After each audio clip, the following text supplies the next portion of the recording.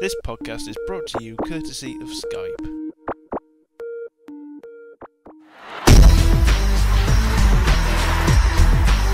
You're listening to But Wait, There's Lore, hosted by Pride. I am a god! Only on Nordrasil Radio at nordrasilradio.com.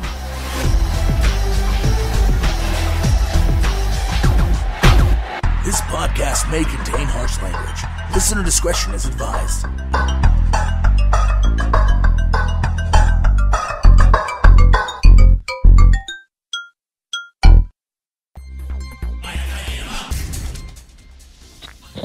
Welcome to the show, ladies and gentlemen. I am Pride, and I am here today to school you in some lore. With me, though, as always, we have several folks on the show with us, and today we have a special guest from season 2 of But Wait, There's Lore. We got Snapplemonkey with us.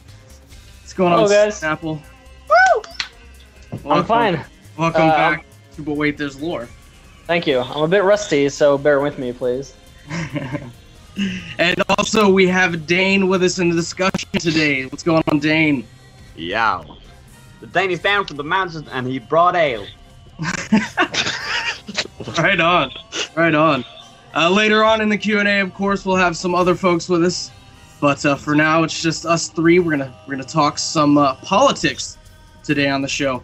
Before we get to that, though, if you are not in IRC, you can join us in IRC by going to www.nordrasilradio.com and click on the chat button right up there at the top. It'll automatically load the IRC client. You can join in on the chat and all the fun that's going on right in there. Also, if you have your own client, I believe you can go to irc.quakenet, and it's # Nordrasil Radio. So that's if you have your own. If not, of course, the automatically loading one on the website is your best bet. But today on the show, we are talking about politics. Politics between the Horde and the Alliance, politics between races in the Horde and the Alliance. And this all stems from a discussion that we had last week on the show, where we kind of got into what would happen if the Pandarian had come in.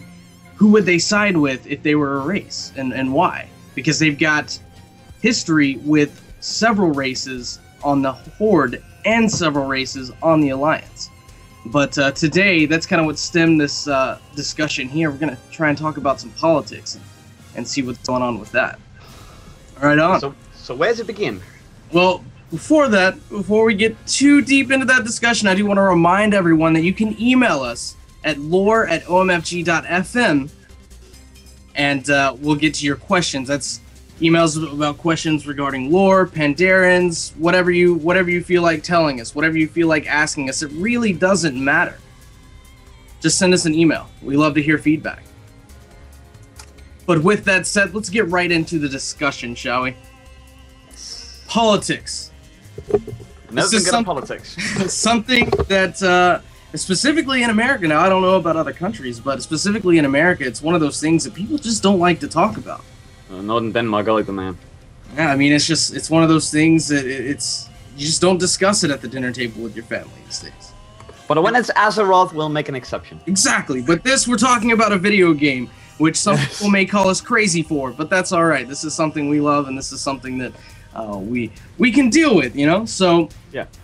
First off, I want to talk about who are the main guys right now, in your opinion. Who are the main guys for the Horde and the Alliance? Like, and don't just, these are the leaders. I'm talking, who are the heavy leaders? Like, if we're talking about the House, who's the House majority leader and who's the House minority leader? In your opinion? Well, in political cases, I think that Dane has a pretty big job on his shoulders at the moment. He's doing a lot because his father just died, and he has to take care of the Taurens, keep relations intact, keep his entire race's unity from crumbling. That's quite a burden. So I think he has a lot to say. He is one of the main chairmen at the moment. Mm-hmm. So you think that Bane is the political leader right now for the Horde? No, not really, because Garrosh doesn't really give him anything. He really doesn't care about him, and so for some reason, a lot of people like Garrosh, which I don't get. So really what you're saying is that Garrosh is the political leader. Yes, but he's not a politician. He's just a fucking moron. Sorry. That's true. That is very true. And what do you think, Snapple? Who's leading the horde right now in terms of politics? Well, it used to be, since Cataclysm came in, it's been a huge shift, but it used to be Sylvanas and Thrall, but after the Cataclysm, it shifted drastically. So now I do believe it's Garrosh, and he surely has the upper hand when it comes to power, even over the Forsaken. So, No doubt. Well, he's kind of inserted that power, though. That's not a power that he gained through trust and making good decision. That's him taking power by brute force. Yeah, that's him swinging an axe around. Yeah, he's basically transformed the horde into a superpower. Mm-hmm. All right, well, let's shift over then. Who's leading the charge for the Alliance politically? Baron Vin. He has, like Garrosh, he has a lot of very aggressive intentions, but he is still the leader of the Alliance, and everyone in the Alliance pretty much goes by what he says, except for Jaina. She's kind of not. She doesn't. Even though she hasn't had a lot of influence in Cataclysm so far, she has been in the Shattering, where she had to tell Varian off a few times because, as we all know, he is perfect schizophrenic. So he has his more aggressive side and his more peaceful side, and more often than what we might like, Logash, the aggressive side, comes out to rule politics as well, even though it shouldn't. Snapple, your thoughts? Who's the political leader? Who's the political majority right now in the Alliance? Well, it is obviously Varian Rin, and he's got something in common with Garrosh. He's loved by his people, but the other people who are high in power realize he's a really flawed man. So they're caution. They have caution around him, but they also try to do things their own way. Sometimes even ignoring Varian, just because it goes both sides. It's not perfect. I don't think. Sorry. Continue. No, go ahead. Okay, I don't think the new political power, the new leaders of the dwarves, the Council of Three Hammers, likes Varian a lot, because he kind of just went in during the Shattering, was about to kill Moira before Anduin stopped him, and just said, "Okay, I'm gonna make a new political. I'm gonna make you rule this city, Ironforge, together with the Dark Iron, Wildhammer, and Ironforge dwarves, because that's how I like it." Yes, I don't think the dwarves like him very much at the moment. Well, that's you can argue that maybe the Ironforge dwarves are a little unhappy, but you have to think that the Dark Iron dwarves and possibly even the Wildhammer dwarves actually do like the idea.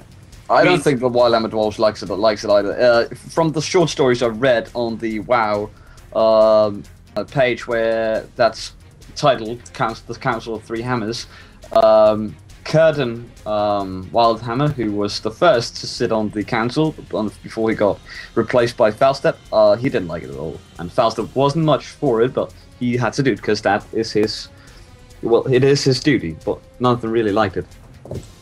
So the dwarves are really unhappy with the new political standing that they have right now, where they're kind of having to run it with three different ideas at all times. Yes, and they pretty much have to rebuild.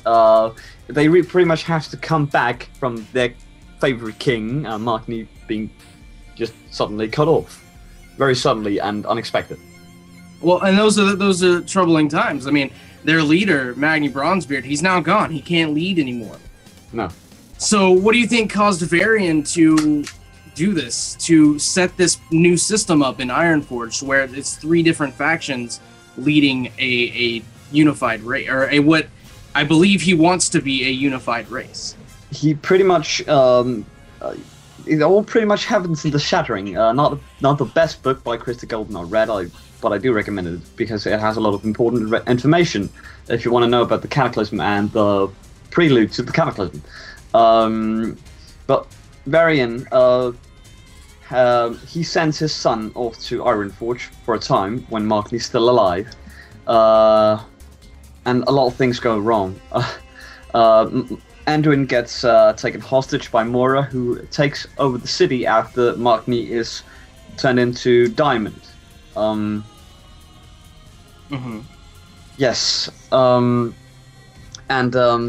when Varian comes to Ironforge with a group of SI7 elites, assassins, to kill Moira, Anduin comes and stops him, because the original plan was just to deal with Moira and then leave the city to the Ironforge dwarves again. But Anduin, because that would be a lot of trouble, because Moira is biologically the heir to Ironforge, so there would be a lot of, even from the Ironforge dwarves, there might be a few narrow brows, even though she is I'm not gonna say it, but you know. Are you playing with keys? It sounds like you're playing with keys. Oh, sorry, I am sorry. What? I need something to do with my hands when I'm talking. Well, do what I do. Just like slap the guy you're co-hosting with, like I used to do to Trouble during Fragged Up. He would literally after doing a podcast with me when we were in the same room, he would come out with bruises. Oh yeah. I mean, of course I can reach to America. Of course I can reach all the way to America and slap you. I know I want to, but I'm sorry. There's something called physics. Right on. I'm pinching a pillow on my lap. It sounds kind of effeminate, but it helps. I generally just smoke, and that keeps me going. You know what? I'll just like be stroking my hat. Right on. All right. Well, let's get back into the discussion. All right. So the next thing we need to kind of talk about, we've kind of established two very important things that are really going to help us going forward. We've established that Varian Wrynn is the political leader of the Alliance, and we have Garrosh Alstream as the political leader of the Horde. Now, a lot of people would say that this is, common knowledge, but it's not always the case. For example, before Varian came along, it wasn't necessarily Varian, or it wasn't necessarily the humans of the Alliance running the Alliance. And when Thrall was there, it was a more unified leadership within the Horde. Cairn, Thrall, and Vol'jin were all very close in their leadership roles. Now that the Cataclysm has come, it's pretty much Varian is trying to get total control of the Alliance, and Garrosh has, by brute force, gained total control of the Horde. And so now you have one person versus one person clashing. Yes, and none of them are fit for the role as a politician at all.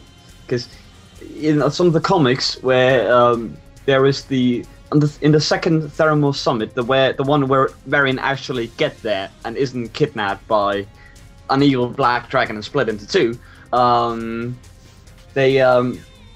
him and Thrall was actually about to go have a fist fight in the street, like gangsters, before Anduin comes in and says, "No, please, let's be peaceful." And then he is a more fit diplomat than his father, because Varian is an aggressive hothead, and so is Garrosh. So what you're saying is soldiers don't make great politicians? No, they don't. Well, unfortunately, in the World of Warcraft, that's what we're stuck with right now. We have two soldiers being the political leaders of the two major factions, specifically, It's on Azerothian. It's in the name. Well, that's true. It's in the name. Warcraft. Yes. But those are our leaders. But what about the people behind them? Let's switch focus to the Horde, because that's where a lot of turmoil is inside turmoil is happening. You have Bane Bloodhoof, who's now leading Thorns since the death of his father Cairn at the hands of Maggot the Grim Totem, with a little help from Garrosh. Granted, now I don't, because I want to clear this up, because every time I talk about this, people assume that I'm saying that Garrosh killed him. I'm not saying that Garrosh killed him, but Garrosh killed him. I mean, let's be honest. No, he did. Technically, he did. Technically, Maggot the Grim Totem laced his blade with poison that killed Garrosh. However, the one who swung the axe was Garrosh. And that's what we mean by Garrosh killed Cairn. Yes, he had full intentions on killing him anyway. Yes, and that's what we're saying. Garrosh had every intention going into that fight to kill Cairn Bloodhoof. Yes. Now, granted, during that fight, Cairn was kicking Garrosh's ass. I don't know how many people know that part of it, but Garrosh was getting his ass handed to him by Cairn when this was all going down. And then, of course, Garrosh got lucky and struck a blow that had poison. And it scraped Cairn's chest. Only like a teeny weeny wound. Indeed. Yes, nothing else. And thus, Cairn was killed by being poisoned by Magath the Grim Totem via the axe that Garrosh sliced him with. Yes. So that's what we mean. We're not saying that it was totally 100% Garrosh's fault, but at the end of the day, that was his plan. Yes. Now, did he want to do it in a dishonorable fashion, like what happened? No, that wasn't his plan to do it like that. But his plan was to kill Cairn. He wanted to kill Cairn. But that's what I want to... Go ahead. The fact of the matter is that he wouldn't have killed Cairn because Cairn was stronger than him. Compared to Cairn, Garrosh is just like an immature, hot-headed pup who was getting his ass kicked. So if that axe hadn't been laced with poison, Garrosh wouldn't have been the leader of the Horde. That raises a very important question. What if Garrosh hadn't won? Well, I think a better question, and this is... We can talk about this because it does come back to politics a little bit, I think. Do you think Cairn would have actually killed Garrosh? Or would Cairn have spared him? I think he would have spared him. I don't think so, because if you read the fight, which is very intense actually, he really doesn't like Garrosh one bit, and if he doesn't kill Garrosh, the Horde, it is, even though they might be as civilized as the Alliance in some ways, the Horde builds on very primitive and primal traditions. If he had spared Garrosh, people wouldn't have liked that. No, not one bit, because that would have been dishonorable. That would have been dishonorable in the way of the Horde. So even though he might have defeated the now titled War Chief of the Horde, his popularity, which was high, but already lowering because Garrosh was very popular at the time because he is a war hero from Northrend, Cairn's popularity would have gone way down if he hadn't killed Garrosh. But it would have gone down with the orcs. I don't think it would have gone down with the other political factions in the Horde. I don't think that the trolls would have thought any less of Cairn, and I don't think that the Blood Elves or the Undead really gave two shits what happened anyway. Yeah, and the fact that he would let them live would even be worse for Garrosh, because it would be a shame hanging over his shoulders for the rest of his life. Yeah, you're not. Cairn would basically be telling Garrosh that you're not worth killing. Cool. Yeah. Which would have been a lot worse for Garrosh, and which is why I think Cairn would have done it, since Cairn didn't like him that much. No. Anyways, let's get back into politics that are actually happening instead of politics that could have happened. Yeah. Okay. So, based on that, we can say there should be some turmoil between Bane and Garrosh, and we kind of touched on this a little bit in the last episode. This is kind of what spun into this episode's discussion topic. So, let's rehash that, if you would please, Dane. Give us a little insight on how Bane and Garrosh, in terms of political leaders, are coping. Okay, as we all know, Bane doesn't like Garrosh very much, and I'm pretty sure that's... nobody will raise an eyebrow at that, because the guy killed his father.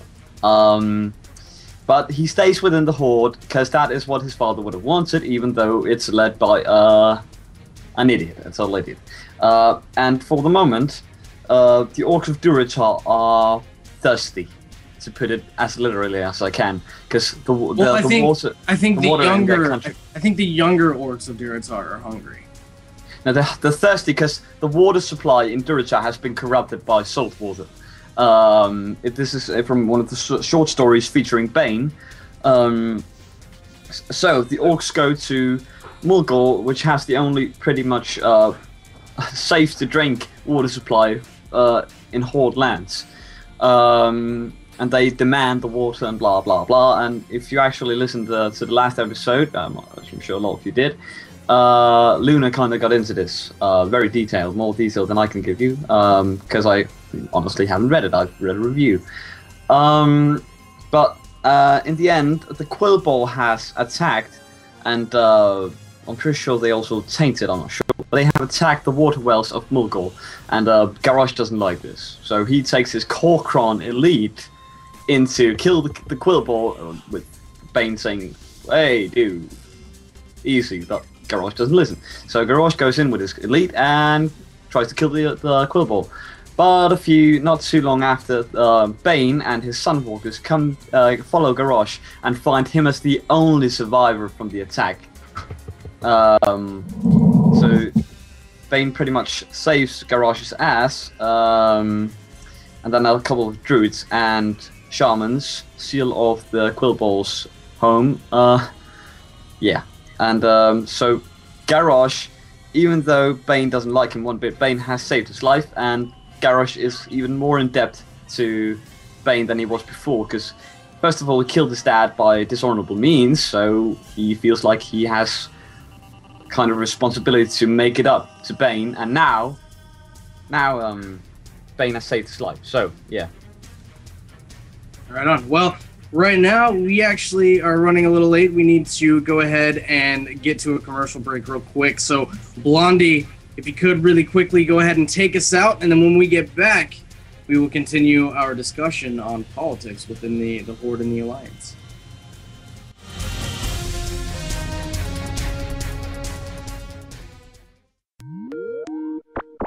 This podcast is brought to you courtesy of Skype. Pride heralds the end of your world.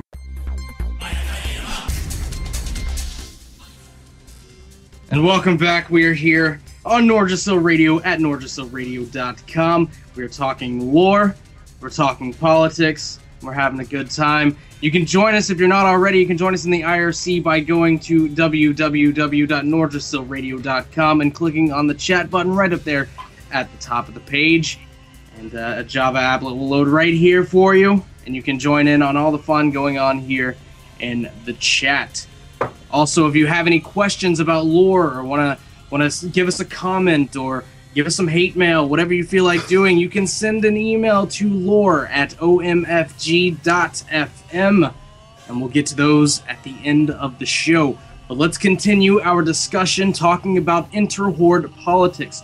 We've already gone over the relationship politically between the Tauren and the Orcs. Now let's do a quick summarization rehash of that. If you would please, Dane, give us a very quick rehash of that.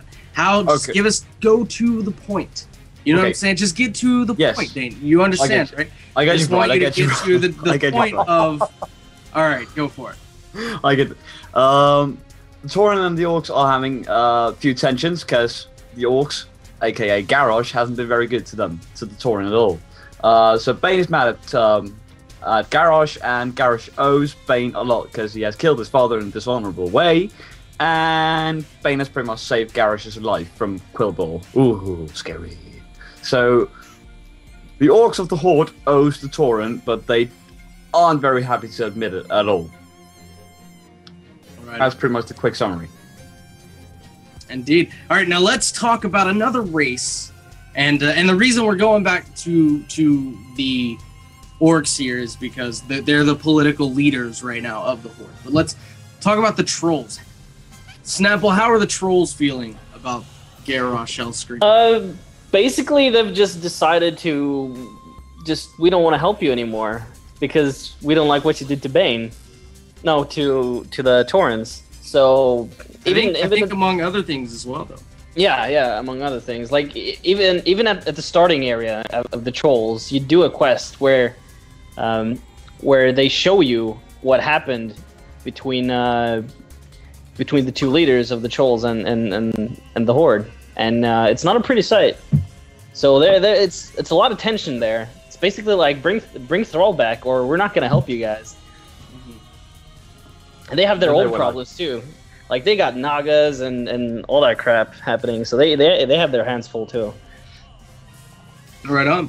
And that brings up, that's two races right now who are not happy with their political leader. I mean, you've got the Tauren and the Trolls, both of which, really, at this point, it seems that the only reason they have stayed with the Horde is because of their loyalty to Thrall. Not their loyalty to the Horde, their loyalty to Thrall. And the fact that Thrall wants them to stay in the Horde is the only reason they are there. Actually, if this quest that Snapplemonkey is referring to, actually, a little bit after, Vol'jin has a conversation with Thrall through some Wudo magic, because that's what the trolls do. Where Thrall pretty much tells him, I'm sorry, I know I handed the Horde over to a freaking kid, but can't you please just be patient? And then Vol'jin's like, okay, brother. Okay. That's how was it really that? Yes, like, yes, exactly. Word by word. Vol'jin like voodoo magic just way into Thrall's head, and he was like, "What the fuck, bro?" Yeah, pretty much. And then Thrall was like, mad, bro? I know. I'm sorry. Just please be patient and understanding. And then Vol'jin was like, all right, whatever. Yeah, word by word. Seriously, not even kidding. I know, of course, there was some more, like, there was the troll accent and Thrall's medicine voice and all that in the two, but whatever. You get the point. All right, so let's kick it over. How did the trolls fare with the Tauren? Are they on good terms right now? Yeah, pretty much.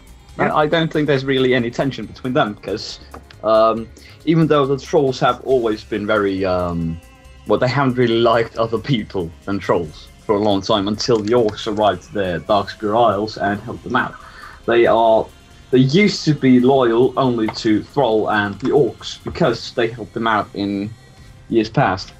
But right now, I think that the trolls likes the Tauren a hell lot more than the orcs, because of Garrosh and the youth of the hordes. Stupidity. So just for the sake of talking a little bit more about the trolls, because a lot of people like the trolls and they say we don't talk about them enough on Boeth's lore in any season, and that's true. We've never touched on troll lore. It's because troll lore is as complicated as hell. Yeah. But, for just troll people for the sake of the people that like trolls, if Sinjin was still around, what would happen? What do you think? This is theory crafting. What do you think would happen if Sinjin was still leading the trolls instead of Vol'jin? I think that there would be some more old school. I think that he wouldn't be as patient as Vol'jin, because I think he would be a lot more old school than Vol'jin. He would has to stick to the traditions, even though he liked Thrall. If you play Warcraft 3, you can actually play a bonus campaign where you play Thrall saving the trolls, and it looks like Sinjin likes Thrall, but he's a witch doctor and they are crazy bastards. Because I think because Sinjin was willing to join the Horde. It was.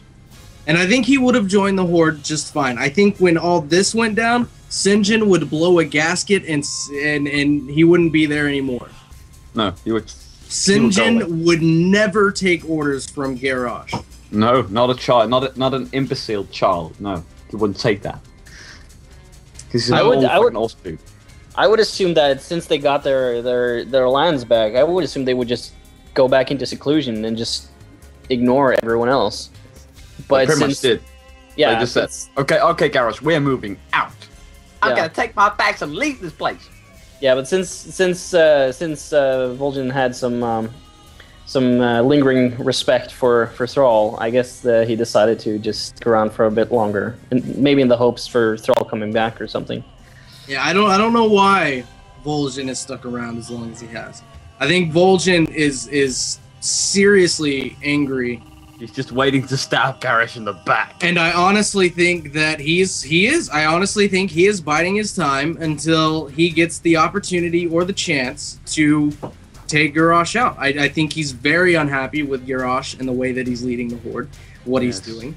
Even with the fact that we talked about this, I believe, a little bit on the last episode, with the Amani tribe and whatnot coming after him and saying, hey, we want you to join us and we're going to take over Azeroth. We're going to rebuild the Empire. And Vol'jin said, I'm with the Horde, bro. Sorry. Rain will spend your rain glancing over your shoulder and fearing the shadows.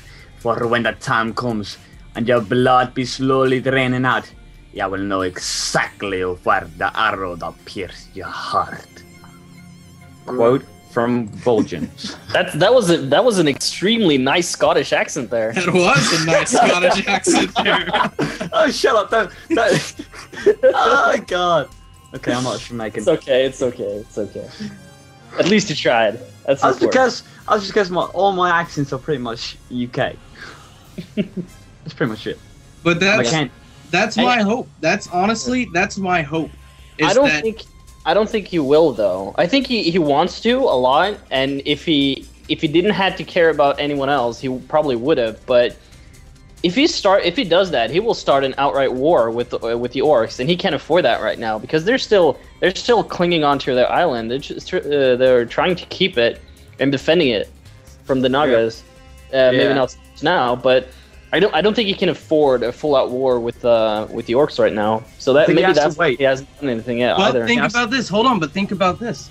Let's tie this into the real world. Let's talk about England and the United States. The United States broke apart from England while England was at war with who? France. A lot of their military was spread out fighting France on multiple fronts everywhere. The United States took that opportunity and left. They wanted to be independent. They wanted to form the United States of America, right? The trolls could do the same thing with the Horde being at war with the Alliance. The trolls could take that opportunity and leave. Well, where are they going to go? Where are they going to go? Well, we've established that they are okay with the Tauren, and that the Tauren are also unhappy with the Horde. Yeah, but I think Vol'jin is waiting for the orcs to actually say, "Okay, Garrosh, step down, dude." I think that's what Vol'jin is waiting for. I don't think Vol'jin has that kind of ambition, because if he had, he would have joined the Amani. And I just think he wants his people to live peacefully with whatever faction that offers that. Obviously the Horde right now, but they aren't going to live peacefully. They aren't. Well, I know, but they like peacefully in the sense for trolls. Like they love battle. They fight, and that's part of the culture. But like, I mean, in a way that they don't get slaughtered meaninglessly. True. And I like, think who cares about the war with the Alliance? The Thrall didn't start it, and I don't think Vol'jin likes it at all. Like, they have their own place. They were fine in Durotar. They had no problems there. Yeah, I mean, in the Horde, the orcs still the same. The orcs are starting this war with the Alliance and the orcs are starting this war. Specifically, the humans and the orcs. I mean, we're going back to Warcraft 1 and 2, humans and orcs. Yeah. And then we've got all these other players now. So, the question being, when that war does break out, full force, will the trolls be there to back the Horde up? I don't think so. I think if it breaks out in their territory, they will, but only because it then involves them. Because if you look at the wars or the battles happening overseas on the continent of Azeroth, there aren't many trolls there. You barely see any trolls. You see orcs, you see goblins, you even see some Tauren, but you never see or maybe I may not have seen it, but the trolls they stick mostly to Durotar and that continent. So, however, you do have this, the Night Elves. The Night Elves on Kalimdor, we know don't like the orcs. Yeah. due to what's happening specifically in Ashenvale. Yes, I know. I've been questing National for a while. New character, and it is wrecked. The orcs are everywhere, and they are just burning and chopping and doing everything they can. Exactly. So if the Night Elves go to war, if the human alliance goes to war with the orcs, one would think that the Night Elves would declare war on the orcs as well. Yes, no. And doubt. if they do that, that gives the alliance a front on Kalimdor, Well, as here's well the thing, as a though. front on Azeroth. Here's the thing, though. We're going to probably get into this later, so I'm not going to go too deep into it now. But there are certain factions in both Alliance and Horde that are in this war for their own benefits or interests. For example, the Night Elves, they're duking it out with the Horde because they're invading their territory. And then you have I'm not going to go too deep into this, but then you have Sylvanas, who's battling on Azeroth due to her own interest to make her Forsaken stronger, basically. So they have their own interests. So I'm not sure if the Night Elves would actually be that much helpful to the Alliance in that way, because you already see the Alliance already have a stronghold down in South Barrens with their fortress there and all that. So I don't know. Well, I definitely think that they would want to use the full advantage of the Night Elves in there. Well, of course, yeah. You've got them already. Battle lines have already been drawn between the Night Elves and the orcs. But that goes into political manipulation, where they keep their own interest in mind and don't really care about the rest. They just take advantage of the situation. No, they don't. They don't care necessarily what happens on Azeroth because it's not their territory. They don't. Yeah, care. exactly. But they do care about what's happening on Kalimdor. Yeah. And the whole point is that the Horde has, specifically the orcs, they have places in Azeroth. They have strongholds in Azeroth, and so does the Human Alliance. However, they can squish, if you will, they can hit the Horde from both sides in that area. So, Varian could say, we will help you in Ashenvale, Baron's area, if you help us in Durotar. Yeah, but okay, put it like this: the Alliance or the humans and the orcs are the main forces in this war, and they are pretty much spread thinly out throughout the whole world. So any of the other factions have a pretty good foothold on where they are currently. You have Sylvanas in the north on Azeroth. You have the Night Elves in the north on Kalimdor. And they have a strong foothold there. So if they just bided their time or just kept defending, they would eventually get to a point where the Horde was spread out too thin, and they could just take back what was theirs. Mm-hmm. So I don't think they will. I don't think soon enough.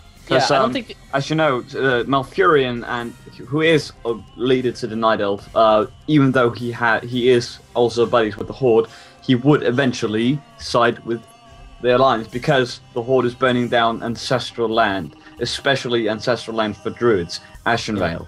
And when he's done with the Firelands, which he pretty much already is, because people have downed Ragnaros already, of course. Epic loot. Yeah. So he might be done with the Firelands soon enough, then he'll come to the rescue of his people and Ashenvale. So yeah, that might be when the Night Elves will strike. Yeah, and I don't think either forces of the orcs or the humans can afford a full-scale attack on any of the continents right now. No. Because the orcs already tried, but they're stuck in northern and Twilight Highlands. Yes. And the humans just, I don't know, they're spread out pretty much everywhere. Well, I think we're gonna get more into that with this next expansion. Yeah. Whenever Kultiris rejoins the Alliance, if that's what happens. But to be honest, maybe this is going a bit too far ahead, but I believe this war will at least dull down before the next expansion through the Night Elves and maybe the Taurens. All right, and Thrall, obviously. Well, So we've covered trolls, we've covered Tauren, we've covered orcs. There's only 2 races left in the Horde to talk about. And we'll talk about those 2 races as soon as we get back from this commercial break. Blondie, if you would please, take us out, my friend.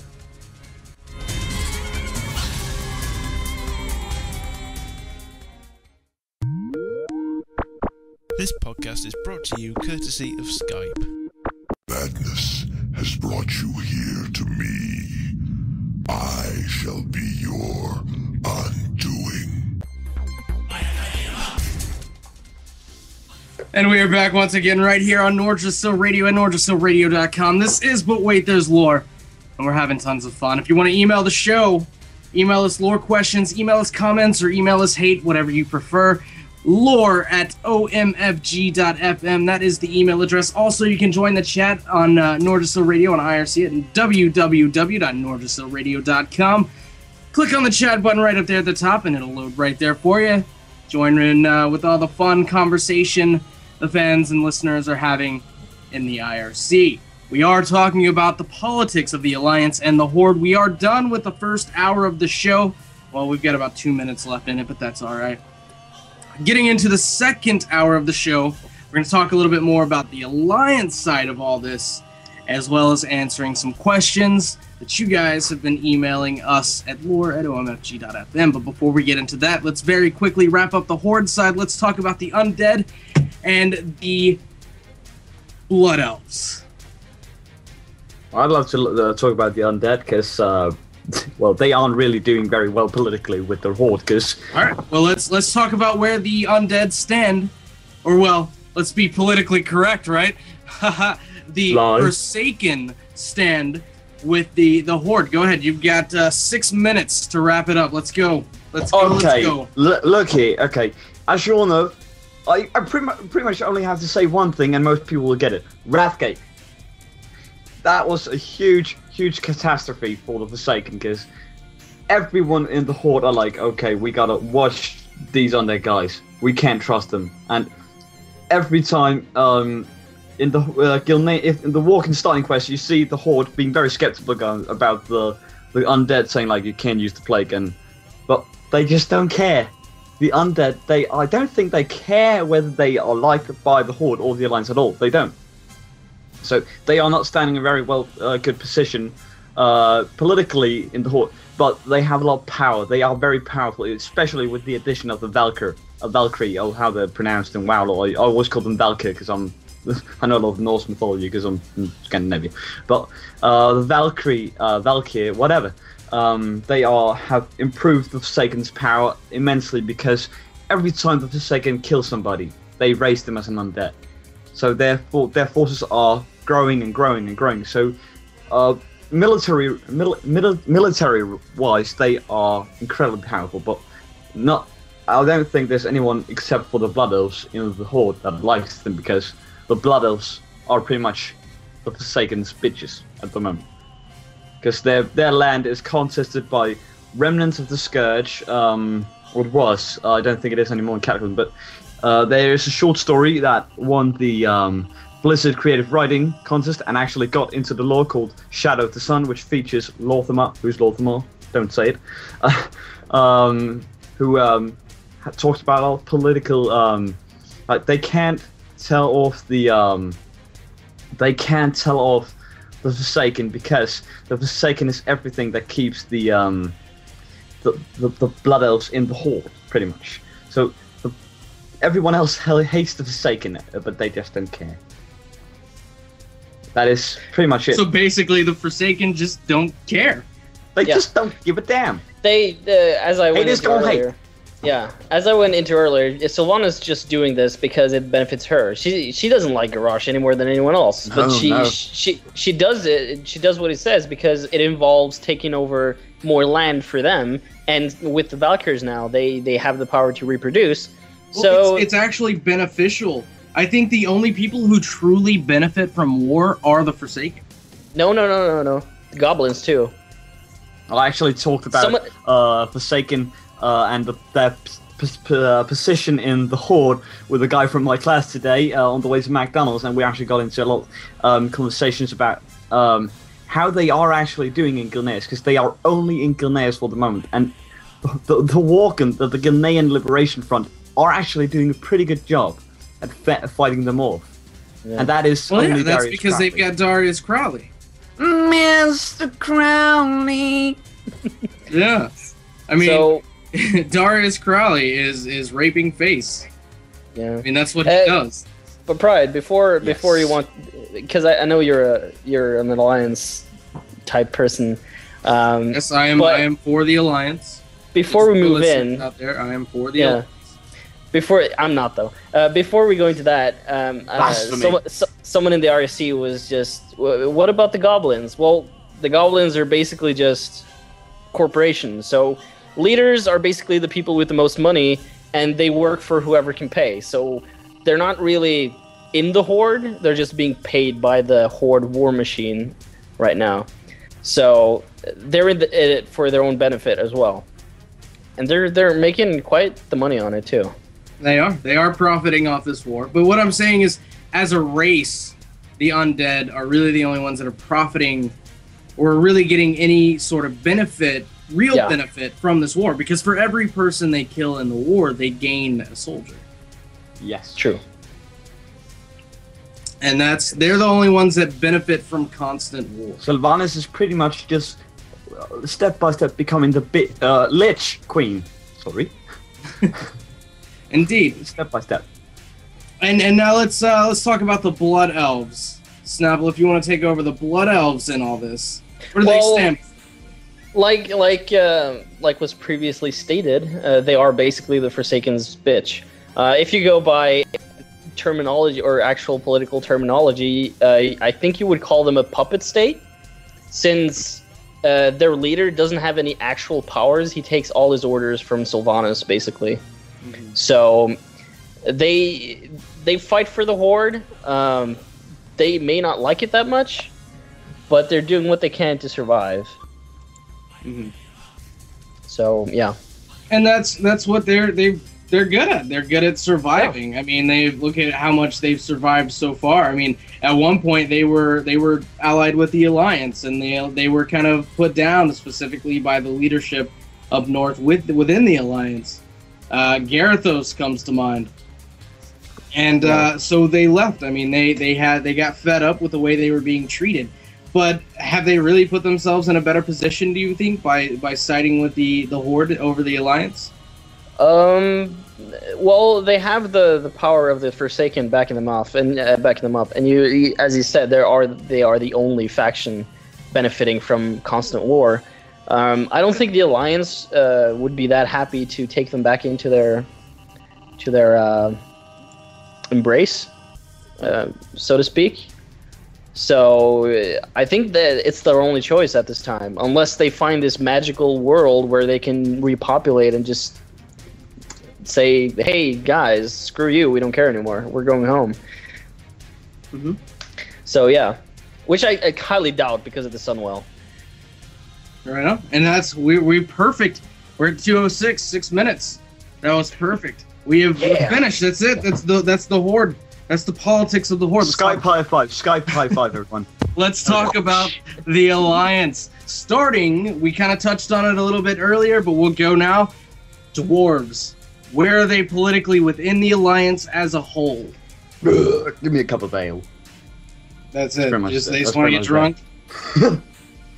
Yes. And we know that now the dwarves are kind of being forced into unification. We've got the three different sects of dwarves. You've got the Dark Iron dwarves, the Wildhammer dwarves, and the Ironforge dwarves, and they're being forced into unity by the Alliance, more or less, by Varian Wren, to where now instead of the Bronzebeard bloodline running the Ironforge dwarves and running Ironforge more or less, now you've got a set of three. You've got, who was it? It's not Kurdran, is it? It's Thelstad. It's Thelstad. Right? Thelstad by now. It used to be Kurdran. Yes, running with a Wildhammer. You've got who's Dark Iron leader? Moira Bronzebeard. Moria Bronzebeard, and then who's running it for the Iron? Muradin Bronzebeard. Muradin. Muradin's one of my favorite characters. He's awesome. He also has a fact check. He's Arthur's teacher in like weaponry and like fighting. I had to correct myself. SECTS, not SEX, you children. What? They thought I said sex. And I said sex. SE. Oh, the IRC chat. Yes. Cool. Sects. So, hey, by the way, those listening like on YouTube and on the archives and stuff, we do this live every Friday. So, you know, you can tune in live if you'd like. Chat with us. Exactly. Yes, because we are a lovely bunch to chat. And you never know who might show up on the show. You never know. No. One day it might be Omicron from way back in season 1. God That would forbid. be funny. God That'd forbid. be funny. Regardless, Okay. so Dane, where are the dwarves at? What are they thinking? Well, they are. Oof, that's actually a hard one. Because they are a lot of places in mainly in the Twilight Highlands. The Wildhammer clan is. Oh, the Wildhammer dwarves are really trying to get. Because actually, the Wildhammer dwarf is a huge clan. There are a lot of different families of branches in the Wildhammer clan, who doesn't like each other very much. So throughout the adventurous questing in the Twilight Highlands, they try to reunite the Wildhammer clans into one force so they can retake the Twilight Islands for the Alliance. And eventually you're successful and meet an awesome dwarf with a lute. I just want to point that out. So the dwarves, they are in the war with the Alliance of the Twilight Highlands. But besides that, they aren't really helping out the gnomes, but who can blame them, in Dunmarok. Yeah, I think that the worst thing about the dwarves' situation right now is political turmoil from within. Because, yeah, it is the three clans, once again, united in very, very, very, very fragile bonds. Speaking of the gnomes, let's go ahead and let's knock them out real quick. Where the gnomes stand right now? They failed at retaking Nomrigon, so they suck. Lol. Well, why do you gotta be so disrespectful to the gnomes, man? Why do you question me? They're gnomes. They're little leprechauns. Hey! I like gnomes. I don't. You know what? I like gnomes, and so does BLAKK-ORK. He likes them too from IRC. Well, he needs to get a no. Oh, fans are cool. I'm not gonna say anything. The gnomes are awesome. I don't know why gnomes get so much No, hate. they're not. I don't know why gnomes get so much hate. I played a gnome when I played WoW. I love gnomes. Gnomes are just awesome. Little four Here- fingers and like gigantic heads. Ugh. Here's the thing, though. The gnomes haven't done much. Look, so little far. Psycho agrees with me. Ew, gnomes. Little They're Psycho. trying to stay alive, basically. That's what they're doing. They're trying to survive. Poor little things. Like, I don't like them that much, but I feel sorry for them. Like, they have failed. Me too. I have First pity. they lost their home, and then they failed to retake their homes, and now everyone is at war, and they don't know what to do. So I just feel sorry for them. They're just like the leftover kid on the playground. Like, oh. But yeah, I think they get some benefit from helping the Alliance, though, with Well, weapons. they do. I mean, if you go back into the second and third wars, the gnomes actually did quite a bit for the Alliance in terms of giving them certain advantages, like the Nomergon submarines and the flying machines and things like that. They gave them a technological advantage. Yeah. And wow, Echo. Did you guys hear that? Something happened. I think an explosion or something happened at Dane's house. But yeah, they're basically being taken care of while handling the technology for the Alliance. Exactly. I would think, though. I'm not really deep into Alliance. That is what they're doing. That is exactly what they're doing. They are trying to stay alive, and in doing so, they are with the Alliance full force. I don't think they have any worries. I don't think they have any plans at all to leave the Alliance. I mean, that's just what I think. I don't think that the gnomes are could be in any better position than they are right now. They are needed by the Alliance because they're smart and they they give the Alliance advantages with the... You know what? I'm just gonna mention a little quest in Ultim where you get to kill 1,000 gnomes, and how happy that made me. Oh god, that was the best day of Cataclysm ever. By the way, God. Dane, are you alright? I for a second there, I thought someone tried to assassinate you or something. Yeah. Garona just flew in my window. Okay. Yeah, no, I just pulled out the plug from my headset because I'm an idiot. Right on. Well, let's talk about the Night Elves then. Let's move on to the Night Elves. Where are they at? Obviously, we've kind of talked about them a little bit earlier, but let's get into it a little bit more. All right. Well, at the moment, they are trying to get the Worgen into the Alliance. They're really trying to help. Well, the they Worgen, have. but- They've successfully gotten a Worgen in. Yeah, but in lore, because we aren't already that far ahead, because a new book that's coming out soon is going to feature how the Night Elves are trying to help the Worgen about getting into the Alliance. And apparently, Varian Rin doesn't like Worgens a lot. Or the Gilneans, to be more specific. Well, he has every right to not like the Gilneans. Yes, because they just shut themselves off. They kind of screwed the Alliance over back in the First and Second War. Well, specifically the Second War. Yes, Yeah. pretty much. And the third. Yeah.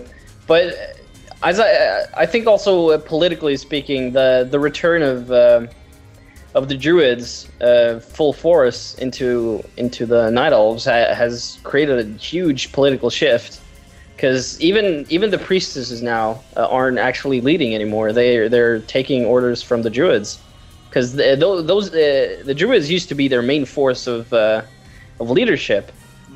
With I forgot his name now. How could I forget his name? Malfurion. Yeah, no, Malfurion. Yeah. So now that he's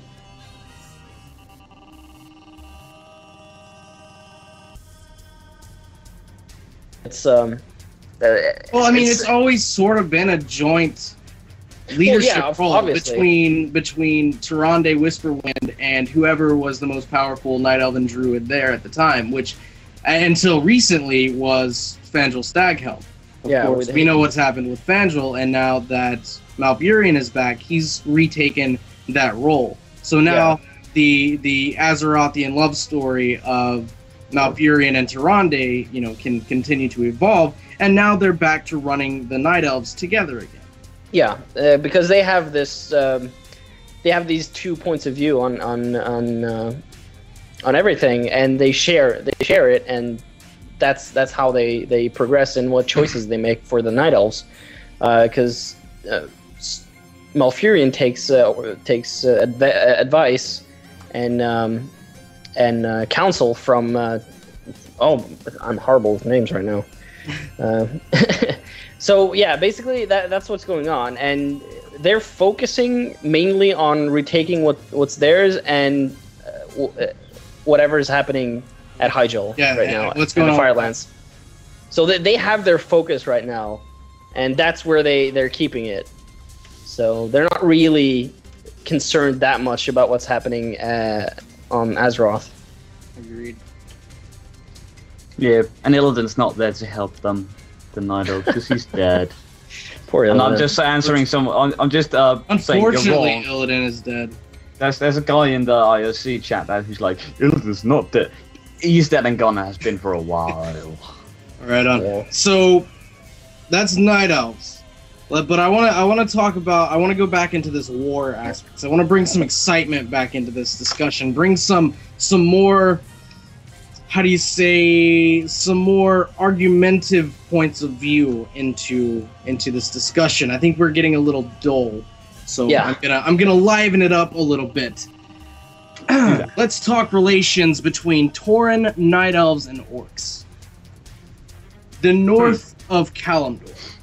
We know that the Night Elves and the Tauren are actually pretty decent friends. Yeah, they are. However, the Night Elves and the Orcs are very, very, very hard enemies. The Tauren are with the Horde. The Night Elves are with the Alliance. And this one thing I've noticed is that this is all coming back to the Tauren. In this area of the war, it's all coming back to the Tauren. Because I think the Tauren are in one hell of a position right now.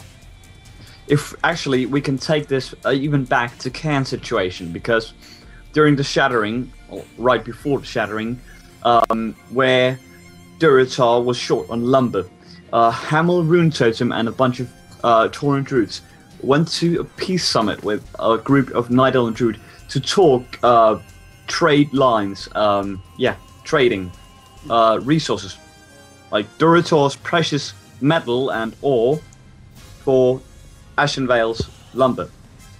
Now this meeting was interrupted by a group of orcs who killed all the Night Elves and all the Tauren, except for Hamel Runesism, who survived by doing the bear form. So Hamel Runesism sends a note to Cairn where he says, I was ambushed by orcs, please help. We were talking to the Night Elves because they're like our buddies. And then you get to know that the orcs were actually from the Twilight Hammer cult, so it's all a big plot. Yes. To make Garrosh look bad, because Cairn instantly blames Garrosh, which who can blame him? Because Garrosh, okay. And this goes on to their fight. Yes, exactly. So the Night Elves and Tauren are really good friends. Have been for a millennia, ever since the War of the Ancients, where the Tauren helped the Night Elf resistance, the Kaldorai resistance against the Burning Legion, along with the Earthen and Firbolg. And that's where I kind of want to get into this. Yeah. Okay, can I? Go ahead. Yeah. Here's the thing, though. After what happened with Cairn, you have him all, or what's his name? His son? Bane. Bane. Yeah, sorry. Bane is kind of young, and he's insecure about his position as leadership. So he will go to the people who he trusts, which are basically the Druids. And ever since the implementation of Paladins into their faction, or Sunwalkers. Yeah, Sunwalkers. Who technically are part of Druidism. Their position in the Tauren community has become stronger. So their friendship with the Night Elves have increased, while their position with the Horde or the Orcs have weakened. So they can, if something happens to Garrosh, an opportunity to bridge those relations will appear. And they're even growing more now, as with the problems of the Firelands, where Tauren Druids and Night Elves are fighting along to preserve Azeroth from the fire, the flame, whatever you want to call it. Yeah. Well, and this all leads into what I want to kind of get into. With the orcs and the Night Elves fighting in Ashenvale, the Tauren are in one hell of a position here, because they're basically the only thing keeping the two apart. Not physically apart, but truly being able to commit to this war. The only thing that stands in the way is the wild card in the situation, the Tauren. The Night Elves could ask the Tauren to join them and help them. The Orcs, specifically Garrosh, could order the Tauren to help them and fight them. Yeah, and they wouldn't like that one bit. So the question is, given this scenario where the Night Elves and the Orcs are both trying to secure aid from the Tauren, what happens? Well, clearly there's only one outcome that's going to happen. But hypothetically speaking, I would assume that they would side with the Night Elves. Hands down. Like, there's not even competition there. Dane? I think they would side with the Night Elves, because Garrosh is an idiot. So yeah, the Night Elves, because they have ancestral relations, and the Orcs are not even Azerothians. Well, here's the counter argument to this. They're still a part of the Horde. Yes, they are. But Bane has stated that he has no plans to leave the Horde. No, but if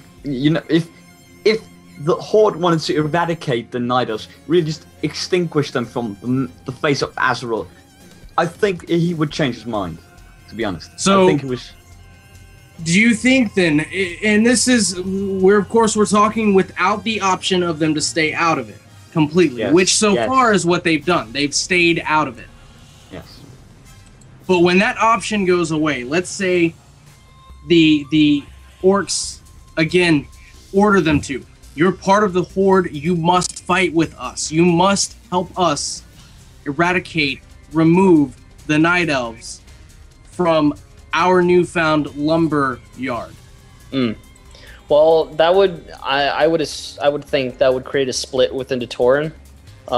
Basically, the people who believed Garrosh was wrong would just side with the Night Elves, and the rest would join the Horde, which would be a huge minority. But yeah, I think that is what would happen if they didn't have a choice, and if that situation actually occurred. And Blob in the IRC actually brings up a good point. Thrall and Cairn made a pact and an agreement that the Tauren would serve the Horde. However, Thrall is no longer the leader of the Horde, and Cairn is dead. Now it's all on Bane and Garrosh's shoulders. Yes. Bane should be able to leave the Horde if he really wants to. So Bane has the opportunity and the option to leave the Horde. The question becomes, what benefits him more? Staying with the Horde or leaving the Horde? And keep in mind that just because they leave the Horde does not necessarily mean they get to join the Alliance.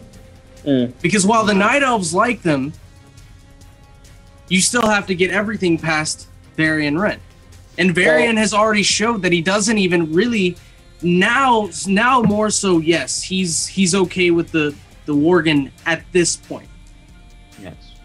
However, when that first started, when the Worgen were first sort of introduced, and the Night Elves began to rally for them to join the Alliance, Varian was kind of against it. True. Well, it all comes back to what we mentioned earlier, is that the orcs don't have, they're spread out pretty thinly, so the Tauren would have an obvious advantage joining the Night Elves because they would have a better foothold in Kalimdor, and they wouldn't actually need to worry about the Alliance that much because the Alliance doesn't have a steady foothold in Kalimdor either. So they could just stay out of the Alliance and still be friends or allied with the Night Elves through the Druids and all that. So they have either way, siding with the Night Elves or the Orcs, they have an advantage, and not many downsides actually. Interesting. So we're running up here. Producer's telling us we have to go to a commercial break. So let's go ahead. We'll get a really quick, short commercial break in here. Then we'll talk. We'll finish up our discussion on politics within the Alliance. We spent a little bit too much time talking about this whole Night Elf or Horde or Orc relations, but we'll go ahead. We'll finish. Exciting. It was exciting. It was. I liked it. We'll finish that up, and then we'll get right into Q&A. So Blondie, take us out, my friend.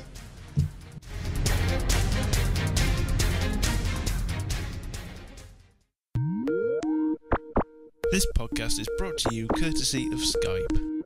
By fire be purged.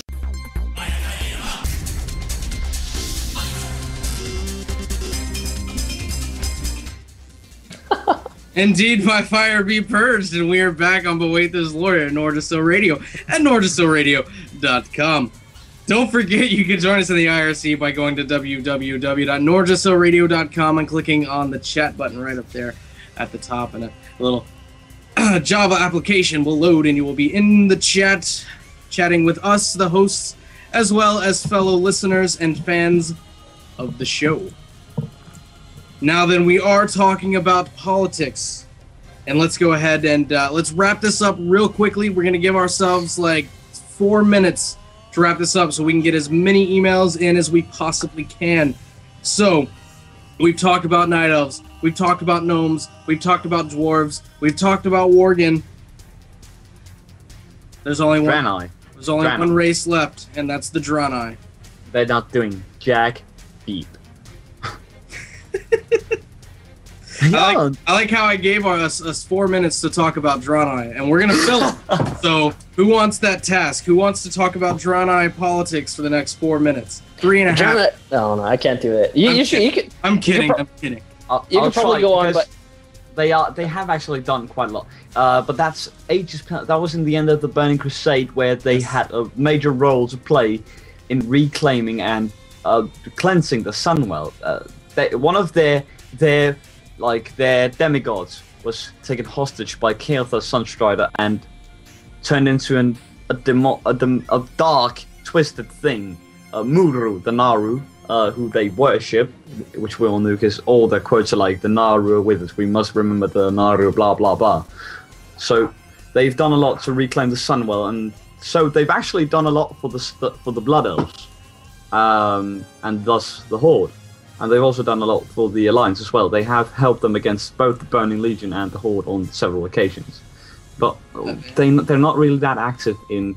Yeah, well, now. Well, they're sort of the same. It's sort of the same with the Blood Elves. I mean, it is. They're there, and their presence is known, but their presence isn't felt.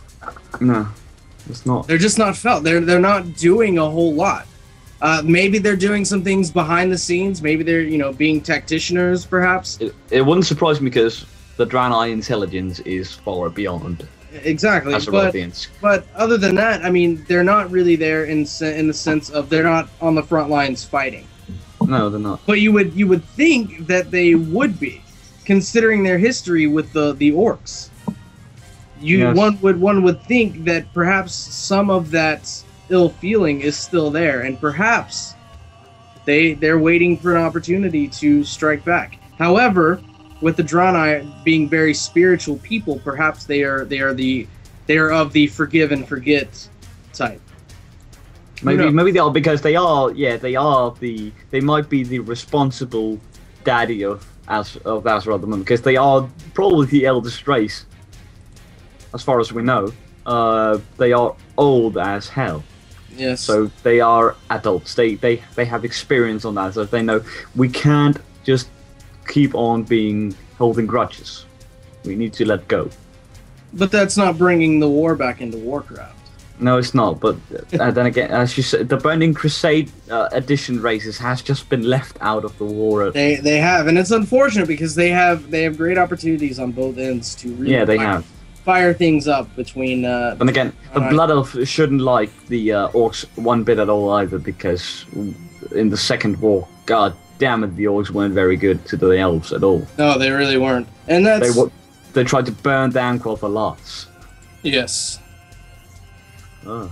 But that's where we're at. That's where we're at. So, by the way, if anyone cares, Terpster's now playing Team Fortress 2. I don't know why. I swear I'm supposed to have these things turned off, and yet anytime Terpster does something, it always shows up. Just him, though. No one else. Just the T. Anyways. So that's it. That's our discussion on politics and whatnot. So, there we go. I think it was a good discussion. What do you guys think? It was. It was good. I liked it. I'd like to do that again. I thought it was dreadful and horrible. No, I'm just kidding. It was awesome. I had fun being back here. Yeah. It was good to have you back. Even though I don't know you. Now I do. That's awesome. We're bonding. We are. It's always nice to have crossover between the seasons. We did... And we're also bonding with the chat, or the fans, because I especially like one person, Lil Psycho, because he hates gnomes just as much as I do. Alright, well, that's nice. That's fantastic. Alright, Snapple, Dane, it's been fun, it's been real, it's been great, it's been fantastic. But goodbye. It's time to get Shang and Bestbe in here so we can do some Q&A, some questions and answers. Let's read the emails and hopefully answer some of these questions these fans have. So, if they would please join us here in the broadcasting booth. Why, hello there. But there's been a problem call. Hold. We tried to back. I don't know if you guys are getting... No. Looks like Shang, disconnected. I see. Yeah, apparently. Well, let's take a quick music break to try and figure this all out, and then we'll be back to answer some Q&A in just a few minutes. Blondie, if you would, please. This podcast is brought to you courtesy of Skype. Pride heralds the end of your world. Not only do I herald the end of your world, but apparently I herald the end of our Skype conversation. Because, wow, everything just went terrible. It's a good thing I cut us to commercial when I did, because everything just went to shit and back while we were gone. Everyone disconnected and all this other people turning into robots and whatnot, so... But everything should be good now. Everything should be quite alright. We lost Shang at some point. I don't know where he's gone. If you see him, please call the authorities and let them know that he's okay, and hopefully we can get him back. But until then, we're answering some questions. Fans, listeners, everyone has been emailing the show at lore@omfg.fm, and now it's time to go ahead and answer some of those questions. But next week, if you want to have your question answered, go ahead and email the show at lore@omfg.fm. That's how you get it in. If it's good, we'll read it. If it's great, we'll answer it. Let's get started. Alright then, let's get straight down with the first question, which comes from Alexander Emerson. Why do you think Bolvar will be able to keep the Scourge in Northrend, and why wasn't Arthas able to? Because Arthas didn't want to. Well, actually, it's an interesting question because so far every Lich King has in fact held back with the Scourge. Because if the Scourge was allowed to run rampant and free, it would have devoured everything by now. So even Arthas had some control over everything. You have to think about Arthas. In Arthas's mind, there was a conflict. There was a tiny little fragment of Arthas that was still good. That was still good within the Lich King, somewhere deep inside. If you play the Ice Crown quest chains, you'll actually see this good part of Arthas going around, giving out quests in Ice Crown. It's a little guy, it's a little kid, a little blonde-haired kid. Matthias Lenar. Yeah. What? His name is Matthias Lenar, which is Arthas Menethil. Yeah. Mhm. And yeah, that's the good side of Arthas. Arthas, in the beginning, Arthas and Ner'zhul was the Lich King, and this was bad Arthas, and maybe also a little bit of good Arthas. But during the Rise of the Lich King, a very good book, one of my favorites, Arthas killed off Ner'zhul within sight and ended the conflict in his mind, so that it was only down to himself. It was only down to Arthas's own mind conflict, because there was good in Arthas and there was a lot of evil. So the good part of Arthas held back on the Scourge. Well, not necessarily evil, vengeance. Yeah, vengeance. Yes. I think he was pretty bad. Here is the main reason why I think Bolvar will succeed where previous Lich Kings have failed. Bolvar has a soul. All the other Lich Kings didn't have either a soul or a body. That's true. And by Warcraft standards, Bolvar's soul is one of the strongest souls you could ever come by, because he endured so much, and he still maintained his resolve. So that is why I think Bolvar will succeed in holding back the Scourge and eventually destroying it. That's a good point. Yeah, that's actually what I was going to mention. Well, I don't think that they'll destroy the Scourge. I don't think that they have any plans to destroy the Scourge. I think that perhaps there are uses. No. The Paladins wouldn't allow it, and Bolvar being a Paladin, his end goal would be to destroy the Scourge. And the Paladins are slowly weeding off the Scourge in Northrend while Bolvar is holding them there. Just as well, we've also seen just how widespread the effect is being in the Western Plaguelands and the Eastern Plaguelands, the Scourge being all but eradicated there. The Scourge being forced back into their main holding in Eastern Kingdoms being Stratholme. So we can truly see that coming to fruition. That's true. That's true. Oh, Alright, well, let's move on then. Let's try and get these as many of these answered as we possibly can. We have a lot of them. Here's the next question. Do you think we should expect Deathwing to become fully corrupted and cause us to fend off another attack from an old god? From Zintho. Repeat the question. Do you think we should expect Deathwing to become fully corrupted and cause us to fend off another attack from an old god? Well, let's let Shang get a hold of this one if he wants it. Well, honestly, maybe. Because somebody's been corrupting Deathwing. I think definitely with all of the play that the Twilights have had in this expansion, I really do think that they're going to at least have a role in the final battle. Definitely. Well, Deathwing. My theory has always been that this Hour of Twilight that everyone keeps talking about is going to come to fruition. I know what during it is. that I know fight. what it is. Well, don't say anything. I won't. Don't worry. But the hour, I do believe that the Hour of Twilight, or what is supposed to be the Hour of Twilight, I think it will be failed in some way. But I do think the Hour of Twilight will happen during the fight with Deathwing. Perhaps it could be stopped by, maybe we could see some Titan intervention. I'd really like to see that, or... Oh, that'd be awesome. Yeah, I believe that would be amazing. I don't think the Titans are coming back. I'm pretty sure they're not either, but that'd be pretty awesome. Like a giant pillar of light just falls from the sky on an old god and just shatters him in half. But I don't think Deathwing will become fully corrupted. I think he will have some doing in it because of his corruption, but I don't think he will be fully corrupted because he is extremely powerful, and it took them thousands of years just to get him to actually do anything for the old gods at all. So I don't think he will be fully corrupted. But yeah, he will have something to do with it. Yeah, perhaps he would be helping in the release of an old god or something along those lines, but he wouldn't directly be corrupted himself because it would take several thousand years. And to be fair, he's not really corrupted in the way that the Twilight Council is. Because the Twilight Council is directly obeying the old gods, but Deathwing is doing everything he's done so far because he truly believes it's for his own benefit and for his flight.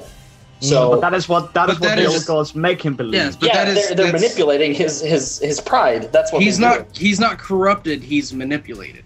Yeah. Yes, exactly. All right. So Next question. Yeah, the next question is, what is Murloc lore from Sean. That's the answer. Well, you know, they're the thing about it is that they're basically just another underwater race. They're kind of like the Mercura. They were once enslaved by the Naga. They possess. Some of them still are. Yeah, some of them still are. Mm-hmm.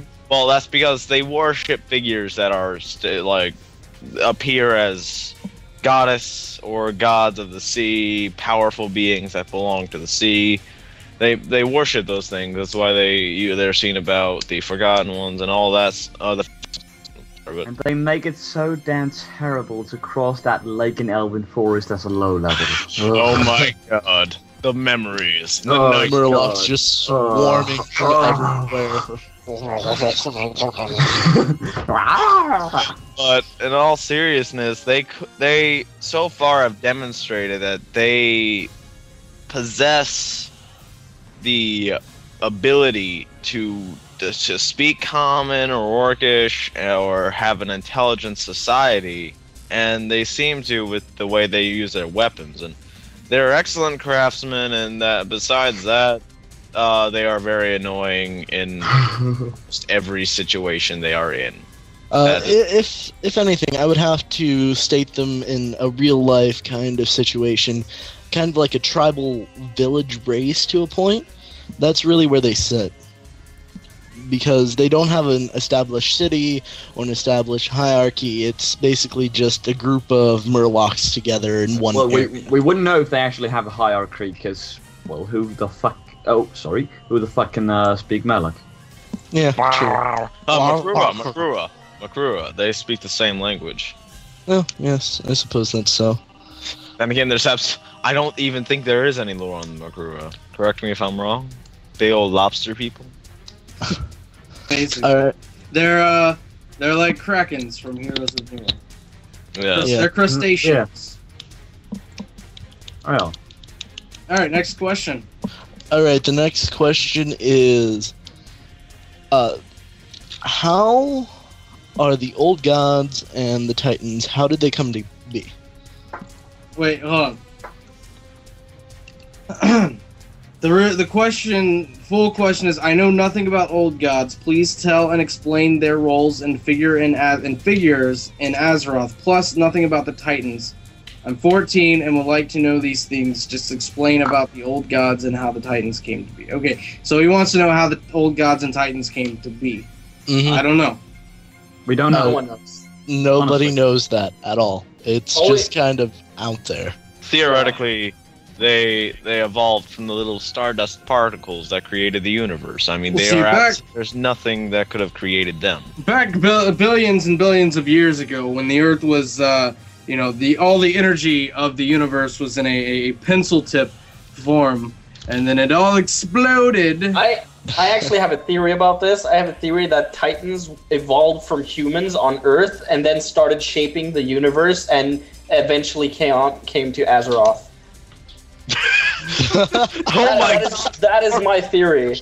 That is my theory. Because you see, they're based on Norse mythology, and Norse mythology is from Earth. So I don't know. Maybe. I don't That's possible. And I think they got here on the Battlestar Galactica, actually. Yeah, If you go back and watch the season finale of Battlestar Galactica, I mean, they do show up on a planet that's pretty barren. It has to be the Barons of Azeroth. So, it just has in my personal opinion, I think that number 6 is a Titan, and that's kind of where we're going. Oh, well, actually, I think he deserves a real answer, but just to explain what they are.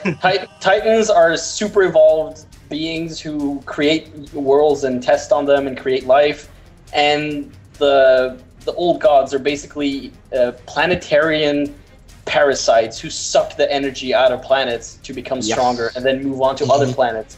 Yeah. And the Titans basically fought this war with them because they were on their planet and we don't want you here, but they couldn't kill them. So the old gods are basically a bunch of they're giant Parasites. parasites. No. I want to reference I think it's the Fantastic Four. What is it? The Great Devourer or something like that. Oh yeah. What's it called? Oh god, I'm a Marvel. Oh, I whatever. don't remember this. Galactus. Galactus, that's right. That's basically what every old god is, right? Thank you, Bobby Kill 666. except they let the planet thrive on energy so they can suck in more instead of just destroying the planet. Mm-hmm. Yeah. I think they actually feed off of like the worship of others, seeing as they have slave societies for two. That's why they actually kept the elementals raging on Earth or on Azeroth, so they could harness that energy that was generated from that. Mm-hmm. But I mean, really, it all goes back to Bear's Beats and Battlestar Galactica. Exactly. Yeah, indefinitely. All right, so let's get into the next question. It comes from Scott. He is asking about Baal Modan. He wants to know what's under there. Could it be Nazoth or Nazoth, however you wish to pronounce it or spell it? The new old god that they've been discussing and that's been spread about the web. Because it's been mentioned that a lot of things are going to happen down there. So, what are your guys' theories on it? I'd like to know where has this been mentioned? Because I haven't heard about it. I haven't heard anything about this. No, I don't think anything's going to happen, honestly, because it is a. I think everything that happens in the Badlands isn't that where it is? No, it's in the Southern Barrens. No, hey, Baal Modan is just a dwarven settlement that the dwarves, when they came to Kalimdor, they just built it. And, what is theorized is that the Baal Modan is basically just a storage warehouse for when the Titans are here. It is, and it's blown up by the Horde. All blown up. Yeah. Blown it up. Mm-hmm. Next. All right, so the next one comes from DJ Chris. With Bolvar becoming the new Lich King, what do you guys think will become of? What do you guys think became of Ner'zhul? Was his soul released by Kil'jaeden? Did he die with Arthas? Did he fuse with Bolvar? He He died long before Arthas died. Yeah. As Nicholas mentioned earlier, he got wrecked inside mental state. He just got destroyed. Yeah. And As Dane Dane said earlier, that's what's going on with that. Yeah, Ner'zhul was cast out of Arthas, and we assume and presume that he's gone and dead and no longer with us. yeah, And we will not be hearing from him again. But I mean, Chris Metzen could surprise us and throw him back into the mix in some way, shape, or form. So. oh hey, yeah, you guys thought he was dead? Well, guess what? He's actually Deathwing. Mindfuck. Oh my god! Warcraft session. Alright, so this next question comes from Austin. Where do you feel politically Magatha Rim Totem falls? Isn't she technically up there with Bane in political power? We answered this one. Yes, this is... No, we haven't. This is something we talked about answering, but then we decided to save it. Here's the deal with Magatha Grim Totem. After the death of Cairn, after she played her part in the death of Cairn, she actually ordered a full-on attack of the Grim Totem tribe on Thunderbluff, thank you, to basically take over. She wanted to take over Thunderbluff and take over the Tauren as a whole. She wanted to And she did. And she did for a time. However, Bane met her on the front lines, more or less, and they fought. There was a big battle between Grim Totems and the Bloodhoof tribe. Thank you. I'm pulling a Snapplemonkey. I'm forgetting everything. All these names. Exactly. These stupid names. They're so long. Basically, there's this battle going on between the Bloodhoofs and the Grim Totem, and then Magatha actually sends for help to Garrosh, basically saying, "I helped you kill Cairn. You owe me. Help me take over Thunderbluff." And to sum it up, Garrosh basically says, fuck off. In a general sense, yeah. Just, Right on. well... Fuck off. So this is one of those odd, strange, rare moments where Garrosh actually makes a good decision. He tells Magatha Grim Totem, literally, fuck off. Wait, We that's aren't possible. going to help you. Right? He can make a good decision. And so Magatha ends up losing this battle to Bane Bloodhoof, and then is forced to run away. And in exchange, they exchange a few words. Bane, I believe, takes her Totems. her shamanistic totems, smashes them, and then says, "GTFO, don't come back. If you come back, I will slit your throat." And Yeah, made noob. your corpse violently. Alright, No, so no. the next... And Magatha at that point, something happens with her being taken over, or being kidnapped, captured, whatever you want to call it, by the Twilight Hammer, and then now she's talking to the Alliance, trying to get the Grim Totem Grim Totems into the Alliance. Alright, so the next question comes from Zenterol. If you had to guess, what do you think the next 5-man Blizzard will introduce? Oh god. Well, something before Deathwing. There you go. Yeah, just a trash raid right before Deathwing. Oh, hey, yeah. I would assume. I would hope actually something that has to do with the old gods, like the one in Wrath of the Lich King.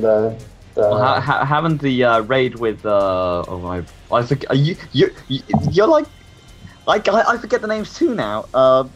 The big orc, the ogre guy with the 2 heads. Oh yeah, but he's not really an old god. He's just influenced No, yeah, of course not. But he is really like the old god's main man in a way.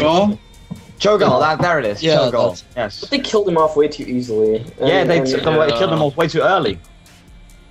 Like they did with Arthas. I like the old god stuff, so I would like to see something about that, more about that. Yeah. So hinting at what's gonna happen, which would be cool. Because we got enough of Deathwing stuff already. Like Firelands, seriously? Yeah, maybe a little refresher from the whole Deathwing scenario. because you know it's just a little over oppressive. Guess what? Deathwing's doing this. Deathwing's doing that. Oh, hey, you thought Deathwing wasn't doing anything here? Bam, he's over there. Bam, he's over there. Bam. All right. Well, we have time for one more question today. Of course, we have tons and tons to go through, but we only got time for one more, and we're joined by the late but still great Luna. She's finally shown up for work. Hey. Finally. From work. You know, took you So long enough. late. I can't help. So I can't late. help if I just got off of work. Damn. I guess we should pick this question about Illidan. Yeah, go for it. All right. Oh, Pride's all excited. Hi, Pride. I got a question. I'm not a massive lore freak, but why was Illidan in underground in that underground prison all those years? / from mage ranks. All right, so Luna, I could go on for hours about this particular subject, and Snapplemonkey can attest to this. I love me some Illidan lore.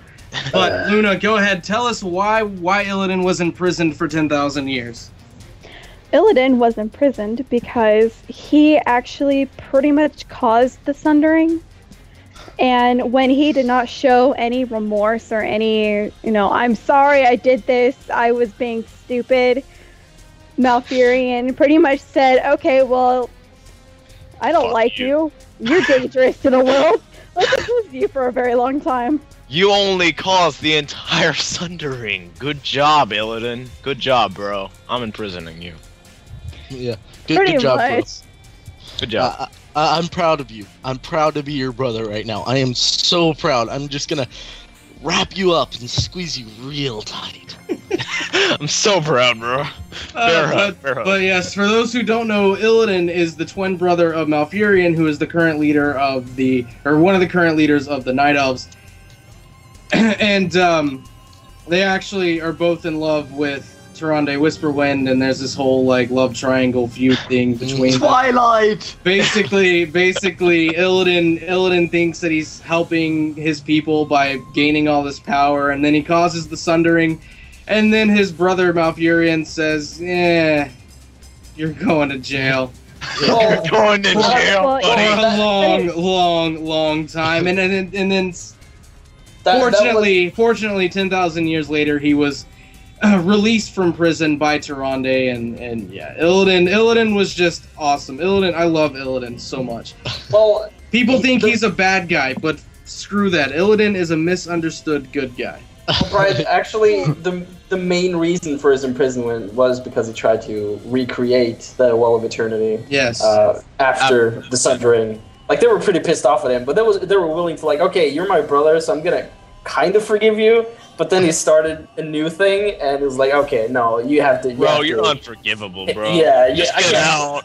I can't even look at you. Get out. Just go. Just walk into that prison cell. Just go. I can't even look at you walking in there. I don't even have the strength to push you in there myself and beat you down. Somebody else do it. All right, well, Naive. that's it for today's episode of But Wait, There's Lore. Thanks once again to everyone who showed up and did the show today, specifically those who were on time. But Hello. hi. Regardless, we appreciate you guys listening, and we'll see you next week. I don't know what we're talking about, but we'll figure it out at some point and let you know. We'll figure it out. Yeah. We always do. We didn't have today's topic until 5 minutes before. 5 minutes before launch. Everyone thought we were talking about one thing, and then I came in and I was like, "All right, dudes, this is what we're talking about." You just make change yourself the whole look better, dynamic. don't you? You just make yourself look better, don't you? I do. Have to make I do. I didn't want to spend all day talking about Varian Wren like you guys did. But there's a new book coming out about him. We'll talk about it when the book comes out. How about that? That's in a Yeah, month. fair enough. That way, all of us have a review of the book. Yeah. Yeah. Yes. Nice. Good job. Well, No, I thanks think for it's having fun. me on the show, Pride. No problem. You're welcome to come back anytime. You're But Wait, There's Lore legendary. You've got a Yes. legacy account with us. Mm-hmm. Oh, that's nice. Even though you did betray me for Council of Six. Hey. I'm just kidding. I'm kidding. I'm kidding. We did take 3. That was fun. We did do take 3. That's because I saved you from having to do any more Council of Sins. I hear about something relating to a fist fight in the future, though. No. Yes, me and Snapplemonkey are gonna fight at BlizzCon. I mean at DreamHack. I think originally it was supposed to be BlizzCon, but now it's DreamHack. I might just go to DreamHack just to see that. You can risk it. I'm going there. I'm gonna watch just it. to see that. Okay, you need to post that on YouTube. Just like a full out brawl, just I don't fighting. think that's allowed to have actual fights. All right, well look, we're 3 minutes over time, guys. We need to go. We love you. We appreciate you. Thanks for the support. I especially love you all. See you next week. Take it easy, buddy.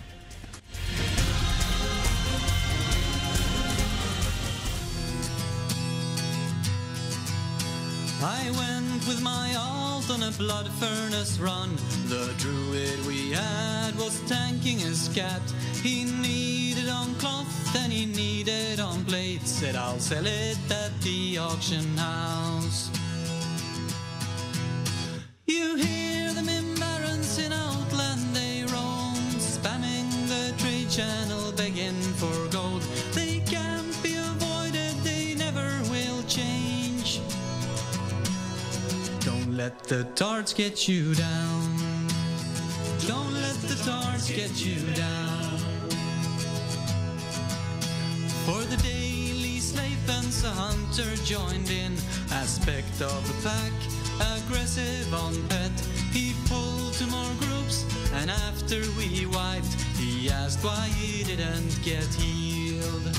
You hear them in barons in Outland they roam, leaving your pickups and stealing your loot. They can't be avoided, they never will change. Don't let the tarts get you down. Don't let the tarts get you down. In wars on Gulch that defended our flag, a rogue spoke his mind with caps in the chat. Up on the roof, the alleys got close. He stealthed and the flag was returned. You hear them in barons in Outland they roam, passive in battlegrounds camping your corpse. They can't be avoided, they never will change. Don't let the tarts get you down. Don't let the tarts get you down. You hear them in barons in Outland they roam. I will not move when flame wreath is cast. They can't be avoided, they never will change. You hear them in barons in Outland they roam. I once was a tart, but who hasn't been? They can't be avoided, they never will change. Don't let the tarts get you down. Don't let the tarts get you down. Don't let the tarts get you down. Don't let the tarts get you down.